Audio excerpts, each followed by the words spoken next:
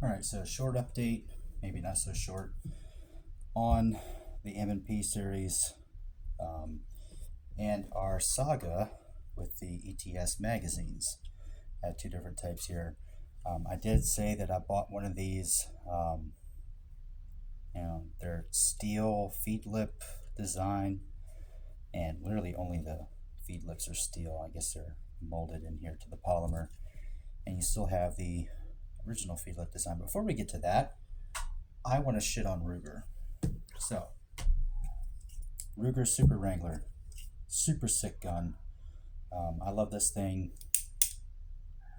22 Magnum cylinder, 22 long rifle cylinder. Um, Very cool gun, very cheap to shoot. It's cowboy style, so. But Ruger spent a lot of time on their marketing for this, talking about how tough this thing is.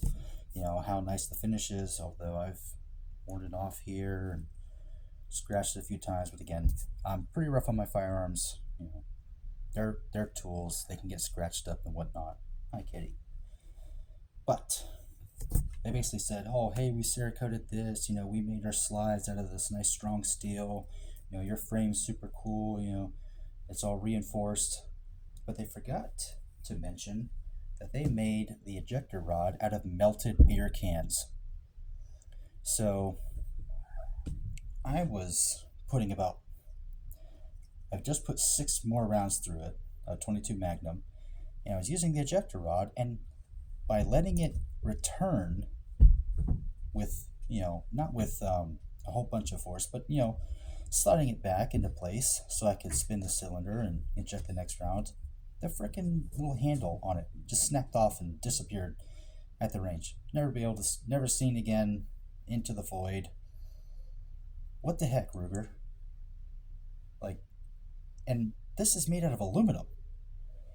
And, I trust my life to guns made out of aluminum, like AR-15s, but this is a wear part. This is something that's going to get impacted several times, maybe even hundreds of times in its life, and it just breaks.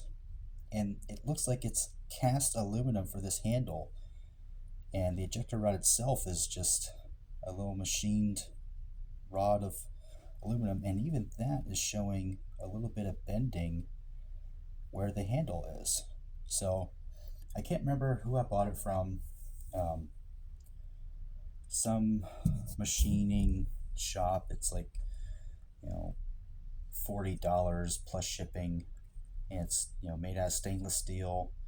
So we'll see if that holds up better.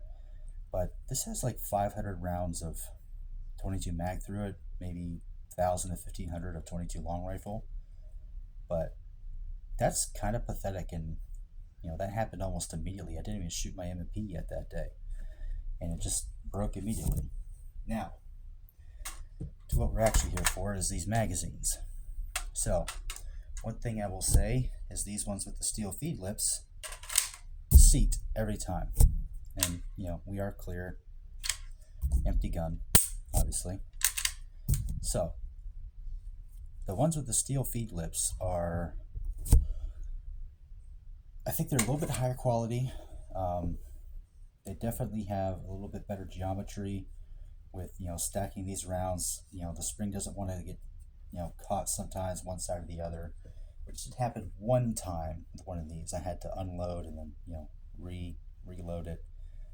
But these ones, and this is a small gripe, but it's something that I noticed, and, we're going to notice things. When they're empty, you can't lock them in. They do not lock in.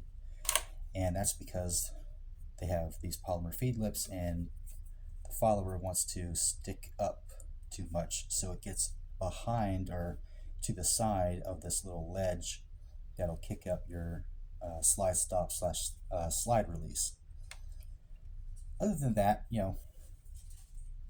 nothing, no complaints. These have had at least 5-6 use cycles through them. This one for sure has had 3. I know that's not a lot.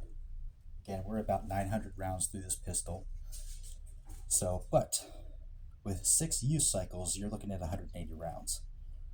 At about 200 to 500 is when I've heard that these start to possibly have reliability issues where they will loosen their or start wearing out their magazine springs and whatnot. We'll see if that continues. Um, so far, I've noticed no issues. One thing I will say about this: if you have 30 rounds loaded, the rounds want to nosedive directly into the feed ramp if they're hollow points. Obviously, full metal jackets feed a lot more reliably in pistols, but Federal HST, at least, which is what I have for hollow points, will smack into the feed ramp and not go up. But that's not really a problem. I'll tell you why. These are not defensive tools. These are range toys. If you're using non-OEM magazines to carry, and they're not something like, shield arms for like a Glock 43X, something that's vetted, something like this, you're an idiot. These are not defensive use magazines. These are range toys. Now, whether we find out that these start to wear out pretty fast or, they hold their value, it remains to be seen. If you get something cheap like this that's $12 and it starts giving you failures after a while, guess what? Now you have a tool to train malfunction drills.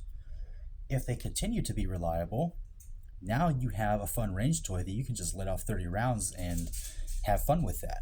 Either way, they have a useful purpose. It's just not defense.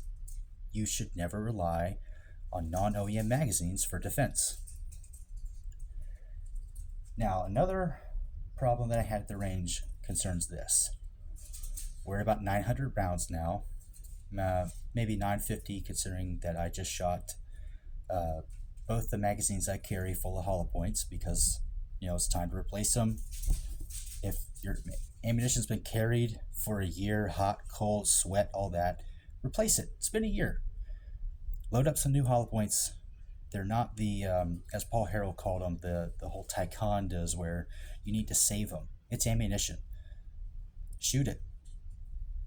So I did, and after I did that, towards the end of the range trip, so we're talking about 300 rounds, I had something weird happen. I pulled the trigger on a loaded magazine, click, nothing happened. So I'm sitting here thinking, oh, okay, well, maybe I had a misfeed. So I pulled the slide back, and there's a round in there. So I'm like, okay, that's weird. And now I'm getting like, okay, this gun just gave me a failure, not even 1,000 rounds in. So I pulled the trigger again, click, nothing happened. So I dropped the magazine, ejected the round, and I looked at it, and it had a clear primer strike. So, I threw that round down range in case it was, a time bomb waiting to go off, delayed, but nothing ever happened. So Winchester White Box actually gave me a dud 9mm. Like, I don't know how rare that is. I've never run into that. I put over, 15,000 rounds of 9mm downrange just from my ammunition, not from other people's that, they'll give you a gun. Hey, try this out. Probably 15,000 rounds in the last couple of years when I really started getting into shooting. And I've never run into that issue. A whole bunch of different types of ammunition manufacturers, from, Turkish 9mm to Remington Green and White Box, Winchester White Box, SIG, V Crowns, Federal HST, the Federal Syntec polymer coated lipstick rounds, loads of different types of ammunition. Never run into a dud. I guess I finally did. I don't know if anybody else runs into that problem, how often that happens, but that failure, I'm not going to ascribe to the gun. I'm going to ascribe it to ammunition, because I tried to shoot that round twice and nothing happened. And the primer was clearly struck. It was not a light strike. So, we'll go with that what it is. Last thing I want to talk about is my AR-15. So this is a hodgepodge of, Frankenstein parts. Haven't really talked about it on this channel at all. I'm balling on a budget, so I have, a SIG Romeo Gen 2, Romeo 5 Gen 2, Holosun HM3X, Break Arms Warhammer charging handle, Magpul furniture, Magpul sling, Rock River Arms vertical foregrip, excuse me, and Magpul backup sights, and a Streamlight RM2 light with a pressure pad. I noticed the other day that my groups were not as good as they used to be.